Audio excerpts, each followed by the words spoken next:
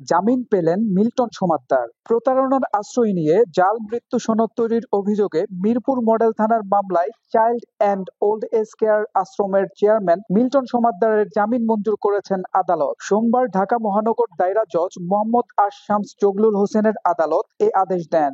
সংশ্লিষ্ট আদালতের অতিরিক্ত পাবলিক প্রসিকিউটর তাপস কুমার পাল বিষয়টি নিশ্চিত করেছেন। আদালত সূত্রে জানা গেছে, মানব পাচার মামলায় উচ্চ আদালত থেকে জামিন পান মিল্টন সমাদ্দার। আরেকটি মামলায় সিএম আদালত থেকে জামিন পান তিনি। সবগুলো মামলায় জামিন পাওয়ায় তার মুক্তিতে বাধা নেই। গত 1 মে রাতে রাজধানীর মিরপুর এলাকায় অভিযান চালিয়ে মিল্টন সমাদ্দারকে গ্রেফতার করে ঢাকা মহানগর গোয়েন্দা ডিবি পুলিশ। তার বিরুদ্ধে জাল মৃত্যু সনদ তৈরি, টর্চার সেলে মানুষজনকে নির্যাতন ও মানব পাচারের অভিযোগে 3টি মামলা করা হয়। পরে তাকে রিমান্ডেও নেওয়া হয়। এরপর থেকেই তিনি কারাগারে রয়েছেন। সোহেল মাহমুদ, দৈনিক নতুন সময়, ঢাকা।